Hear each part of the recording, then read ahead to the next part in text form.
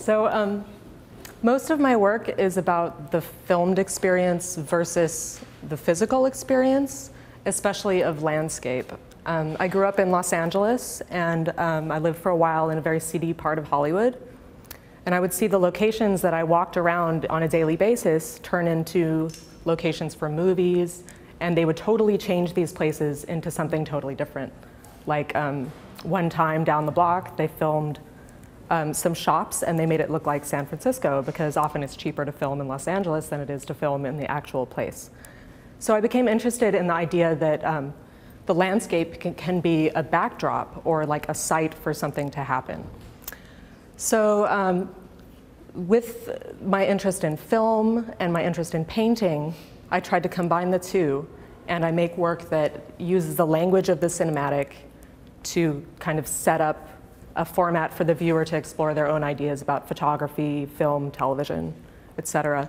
So by the language of the cinematic, I mean blur, movement, the sort of split screen format that's used for editing, a sort of flicker that you would see in a screen, and I try to translate those effects into paint. So the paint being more physical, being of the body, kind of converging with the flatness of the screen. So I've been working mostly in series throughout my time here at State. I was really trying to figure out how to put disparate images together to create kind of open narratives. And then I was watching an old 70s film, and in the beginning there was a title sequence where the screen would split and different images would come in and sit on top of each other or kind of flow in and out of the field. So I like that idea of the split screen being able to provide like kind of multiple universes that sit together and maybe create a narrative that's larger than the pieces.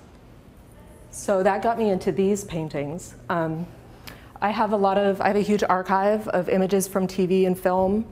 I used to work from my own photographs, but I found that taking other people's images and appropriating the images gave me a more sort of universal perspective.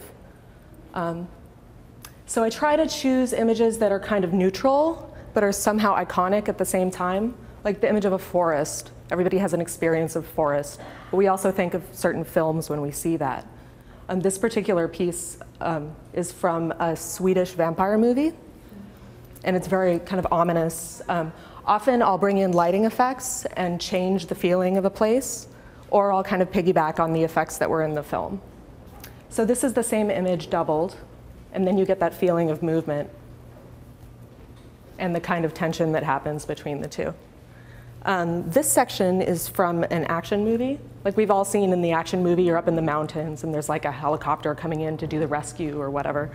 So I really like that, the idea of like scale and the ability to go to a place that you wouldn't normally go, that you can go through to in movies. So this piece is from an action film, and I don't remember where this is from, but I like the idea that I can amplify these sort of visual effects, and by putting them together, you get a certain frequency or like a resonance or a dissonance that happens.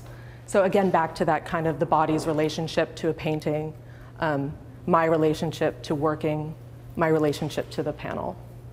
So that idea of frequency kind of carries over into the other work that's this series of watercolors over here. So this particular sequence is from a distress signal that's been given, and they're trying to like send it through time to send it back to Earth so that they can tell we're stuck out here, or we're lost in space, come rescue us. Or also, if they can get back in time, they can prevent the cataclysmic event from happening. So I really like the idea of providing these open narratives and this kind of fragmented experience. This particular sequence is about how the message doesn't actually get through. So that's kind of a theme that carries through my work.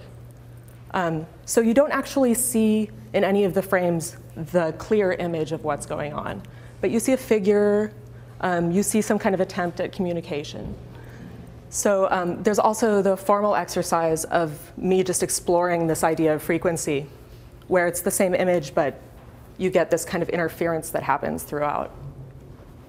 So again, the idea of like fragmented experience, and also just like, I like to provide you guys with an open narrative that you can look into. So you kind of wonder, where is this? What's the source of the imagery? Where is this from? How do these pieces relate to each other? And what kind of phenomena is happening that's creating this interference?